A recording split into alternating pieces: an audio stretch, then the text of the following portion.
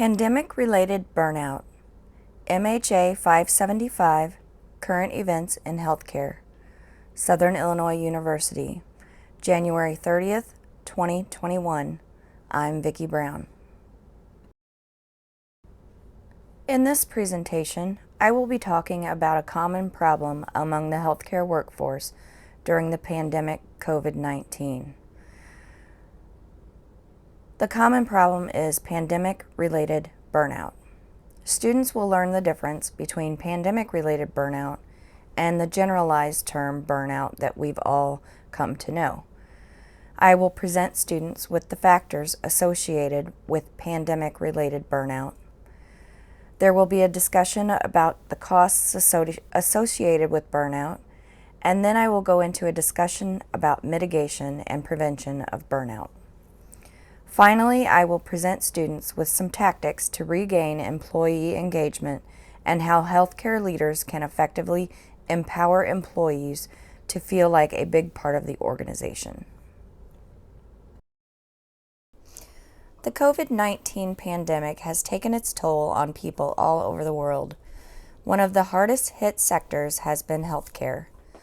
Healthcare clinical staff have been inundated with increased patient loads, limited staffing, long work hours, and limited personal protective equipment, as well as other essential resources for caring for the pandemic victims. Healthcare leaders have had to continually change policies and procedures, as well as protocols for healthcare organizations to follow in response to advisement from the Centers for Disease Control and Prevention and the Department of Public Health. They also had to undertake procurement of resources that staff need to properly care for the influx of pandemic patients, a task that proved to be daunting all in itself. Leaders have also had to restructure financial budgets in order to absorb the rising costs of infection control measures. Some healthcare workers who do not work on the front line had to make the transition to home-based work, while others were forced to take furloughs due to the decrease in outpatient care as a result of the stay-at-home mandate.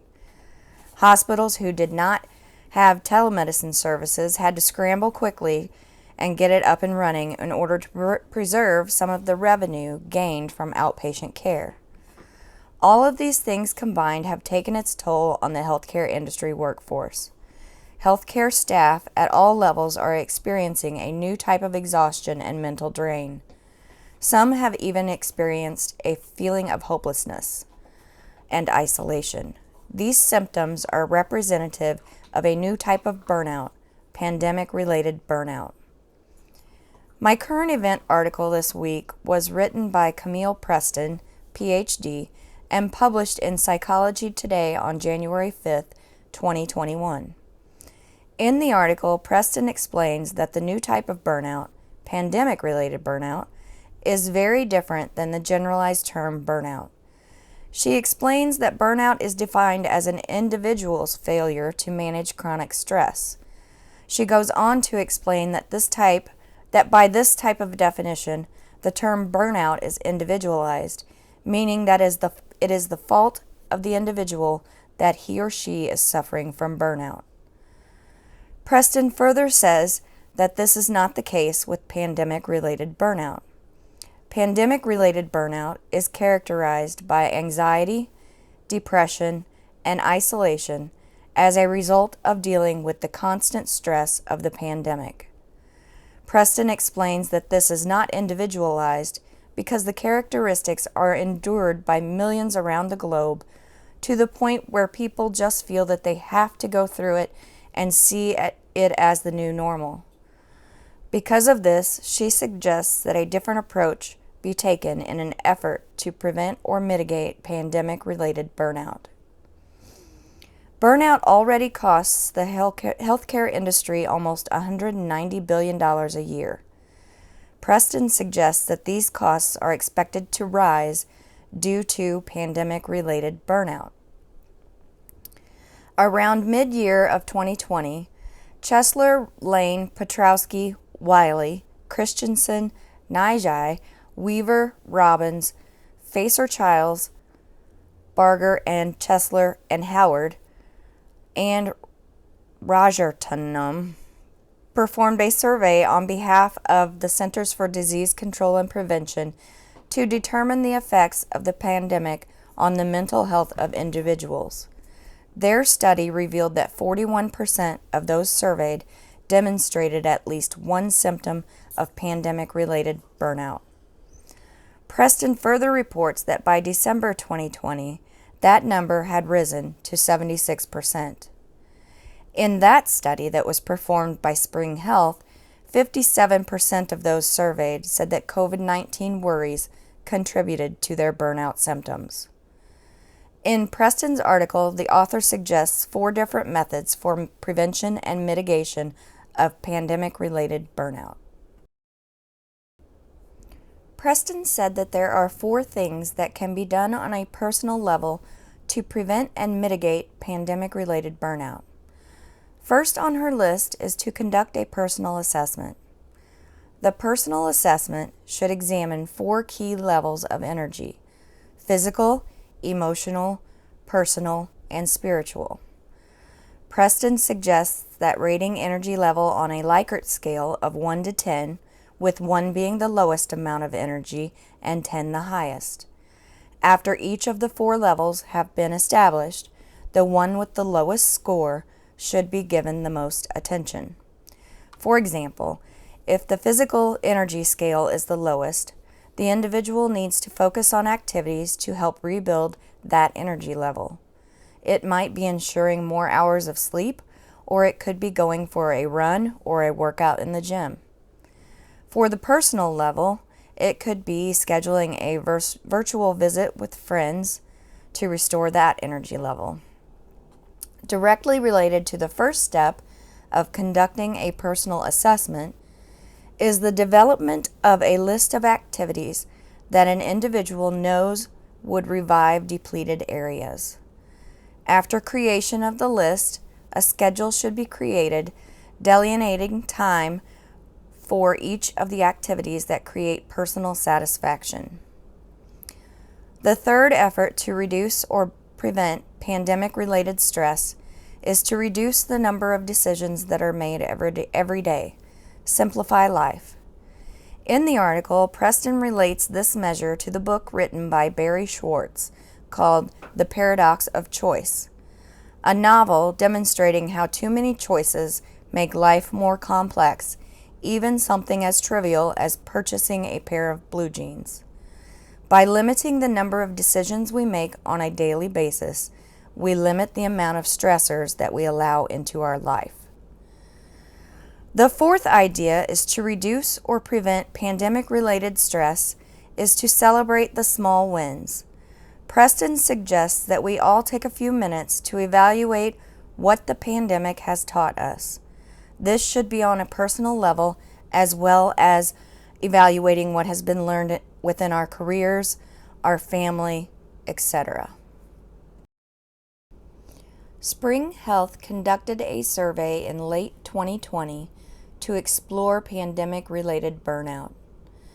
Interviewees were asked what they thought would help relieve burnout related to the pandemic. Reduced time spent working was the most stated. 30% of those surveyed stated that. Not surprising, almost 25% stated that having mental health benefits would help. The study by Spring Health recommends a few different measures for organizations to implement to help employees deal with pandemic-related burnout and stress. First and foremost on their list, the study suggested that communication lines be open between management and employees. Also suggested was for management to assess the workloads of employees. Limiting the amount of new work for employees or shifting workloads around among different employees will create a healthier balance and can reduce the chances of pandemic-related burnout. The report by Spring Health also stated that disencouraging overtime and skipped breaks is another method of mitigating burnout, as well as aiming for equity in the workplace. Last but not least, the suggestion was made to offer mental health support for employees. I think that as this pandemic continues, the need for more mental health services in the United States will continue to expand. Hopefully, like telehealth, reimbursements for such services will improve as well.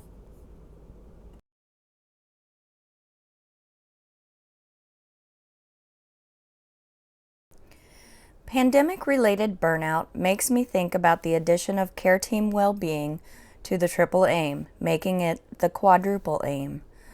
The triple aim was first developed in 2007 by the Institute for Healthcare Improvement. It consisted of 3 approaches to help reduce healthcare expenditures in the United States: improving population health and the patient experience while decreasing costs of care. In 2014, the 4th aim was added.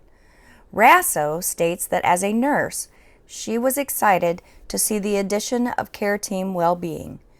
She stated, quote, "You can't have excellent outcomes without a healthy practice environment," unquote.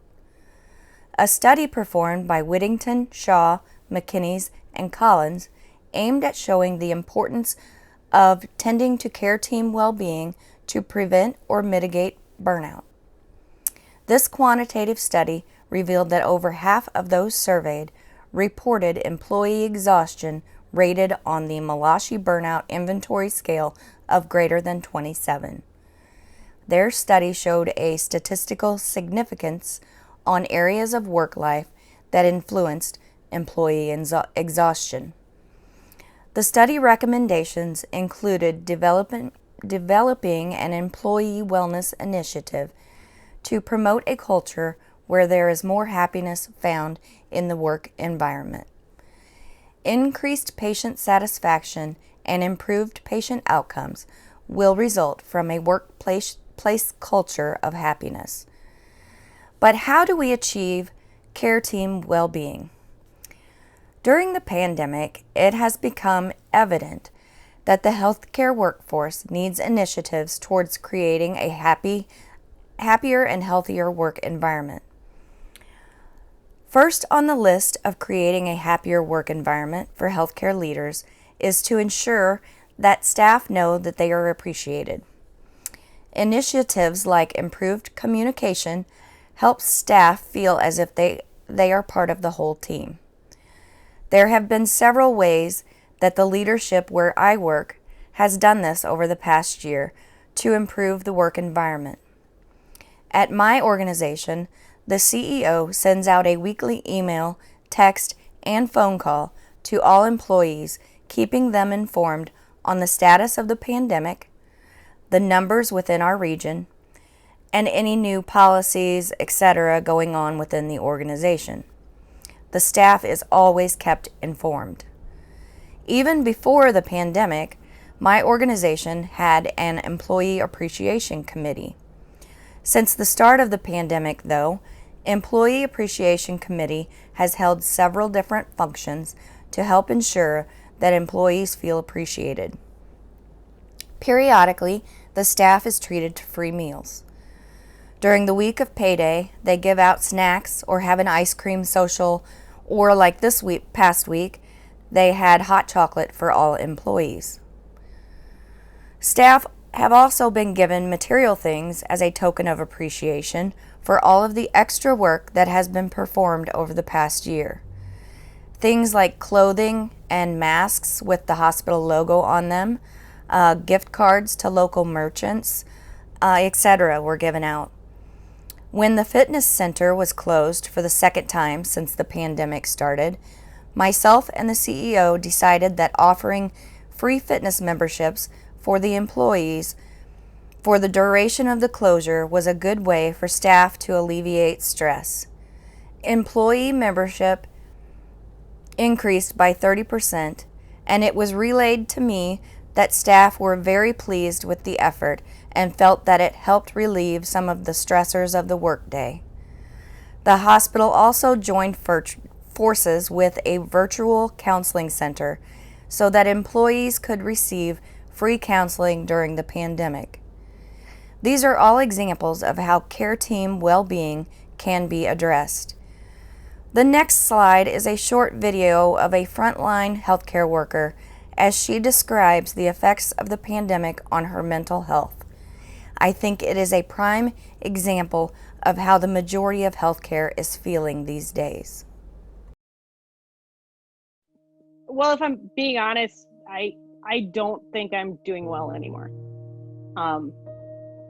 I think that I'm incredibly burnt out. You know, I think we're kind of sharing in this like collective trauma. My mental health I've been struggling quite a bit. A lot of my coworkers are. I think we kind of all have like a little bit of PTSD, and we feel like we're kind of like at the edge of the abyss, and this just wave is coming at us. And so there's this constant anxiety of how bad is it going to get? And we're starting to see the numbers climb, and we're starting to get overwhelmed. You know, do we have enough staff? Are we going to be able to handle this? It's overwhelming. You know, it's just been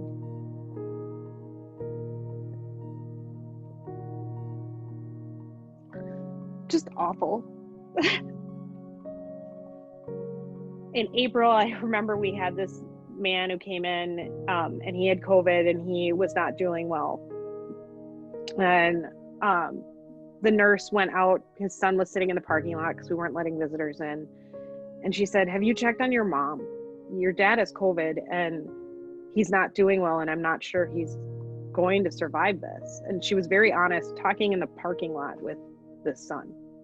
Guy passed away upstairs a few days later, and then shortly after that, I think it was about a week, she came in very, very sick from COVID. You know, so we're seeing, you know, so you're seeing like family members come in and say goodbye at the door.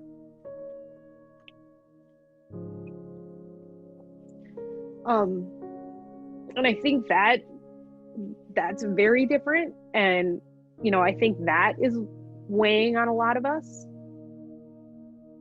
You know, I love working in the ER, and I've loved being a nurse for, you know, I worked ICU during H1N1, and I don't ever remember anything like this. Like I've never experienced anything like this where we have, you know, entire floors just with all these patients. And, you know, I think that is weighing on a lot of us. I'm so grateful for the people that I work with, because we've seen some pretty heinous stuff together. And, you know, we've had to learn to rely on each other. I share more with, you know, my coworkers than I share with my family. In ER, there's high numbers of divorce and, you know, substance abuse and alcohol use and depression, anxiety. And, you know, I have had issues with depression and anxiety, and I think part of that is ER nursing, but COVID has, I think, magnified it like tenfold. Several of us has said that we all think that we probably have like a collective PTSD, and we will, from this. In the ER, we're kind of used to being abused, I guess. Like, I mean, we've always kind of struggled with, you know, people screaming at us that, you know, we're not doing stuff that the way that they want. And, you know, now no families can be in. So you'll have people, you know, because there's no visitors. And so you'll have people just screaming at us about that. And there was like this outpouring of support kind of initially, you know, but that's not the case now.